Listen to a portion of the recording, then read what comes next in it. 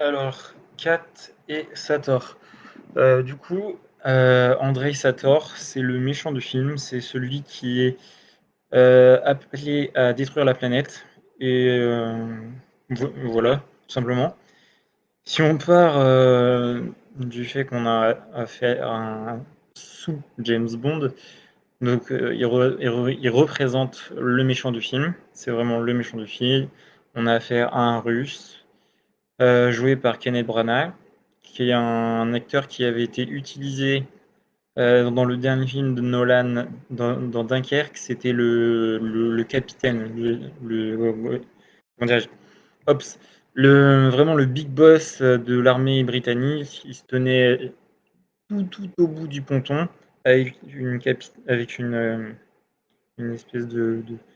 je sais pas comment on appelle ça, pour un béret, enfin, dans l'armée, je sais pas comment on appelle ça, mais voilà, il jouait ce rôle de capitaine de l'armée britannique, et là, pas plus du tout le même rôle, rien à voir.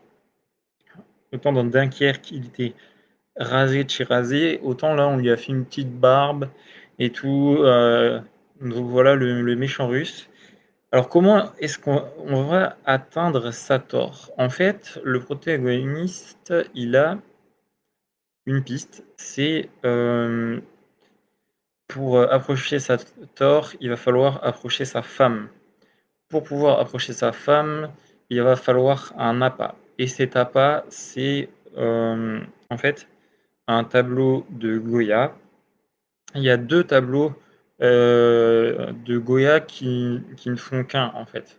Et du coup, Sator, il a acheté un tableau de Goya pour sa femme. Et en fait, sa femme, c'est une experte qui doit authentifier les tableaux. Et elle a authentifié un tableau de Goya, sauf que c'est un faux. Parce qu'elle sortait avec le mec qui a fait le faux Goya. Donc, elle est expertisée en tant que vrai Goya. On apprend que Sator, il a mis 9 millions pour acheter le Goya. Et donc, il s'est fait entuber parce que sa femme couchait avec le mec qui a fait la reproduction, le faux Goya. Donc, en fait, Sator, à partir du moment où il sait que sa femme, qui est donc une experte, qui doit authentifier les tableaux, à partir du moment où il sait qu'il s'est fait baiser, que sa femme l'a trompé avec un mec qui a fait un faux Goya, qu'elle l'a expertisé, qu'elle a dit que c'était un vrai, que lui, pour lui faire plaisir, il l'a acheté 9 millions, bah forcément, en fait, à partir de ce moment-là, ben, il va menacer sa femme, Kat. Il va la menacer. Et en fait, c'est très simple. Si vous faites un faux et que le faux, du coup, est reconnu devant un tribunal, vous êtes condamné à une peine de prison. Je pense, j'ai pas regardé, j'ai pas vérifié pour enfin, une fausse authentification. C'est un truc très très très très grave. Je pense que tu prends 15 ans. Donc du coup, Sator, eh ben, il sait qu'elle a authentifié un faux, qu'elle la lui a fait acheter, et pour la punir, eh ben, il va faire en sorte que les relations avec son fils soient totalement inexistantes. C'est-à-dire qu'en fait, il va tout simplement empêcher sa femme d'élever son fils, de partager des moments avec lui.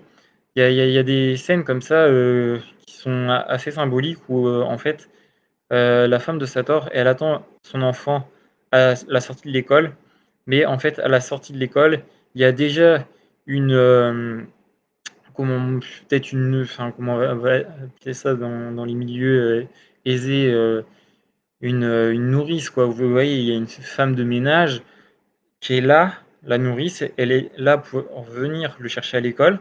Donc on voit la mère, elle est à la sortie de l'école, elle voit son enfant, elle veut l'embrasser, elle veut lui faire des câlins, mais en fait, hop, il y a la nourrice, hop, elle la prend et ils embarquent dans une super bagnole parce que ce sont de gros riches. Vraiment, ils vivent sur un yacht,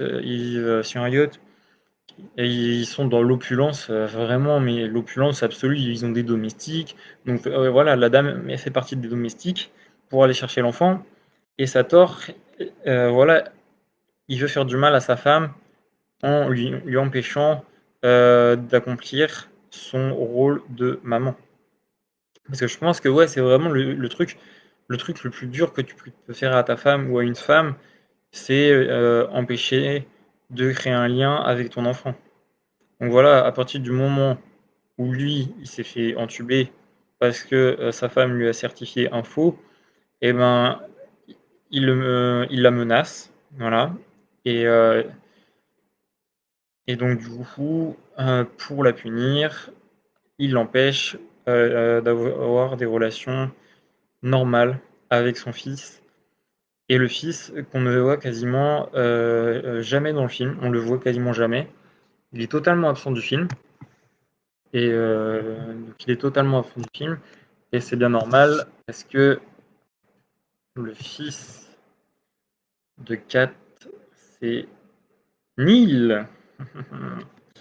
Du coup, beaucoup de gens reprochent au fait que les personnages ne soient pas assez écrits ou ne soient pas assez développés. Mais c'est normal, parce que faut laisser cette part de mystère.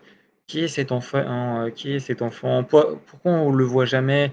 Pourquoi la mère elle se bat pas plus que ça pour être avec son fils et tout? La réponse est à la fin du film. La réponse est à la fin. Donc voilà. Donc on a Sator, et pour que le protagoniste atteigne Sator, il va d'abord atteindre sa femme en lui ramenant le deuxième tableau de Goya, le deuxième, qui manque par rapport à celui qu'aurait acheté Sator. Donc voilà, il arrive, il vient faire expertiser, et, euh, et il lui dit clairement il me faut une entrée, il me faut un passe-droit, parce que je veux avoir un contact avec ton mari. Du coup, il va réussir, et elle le met en garde et tout, elle le met vraiment en garde. Là, elle part du resto où ils étaient en train de discuter, et il y a tous les hommes de main de Sator qui sont là pour le buter, et il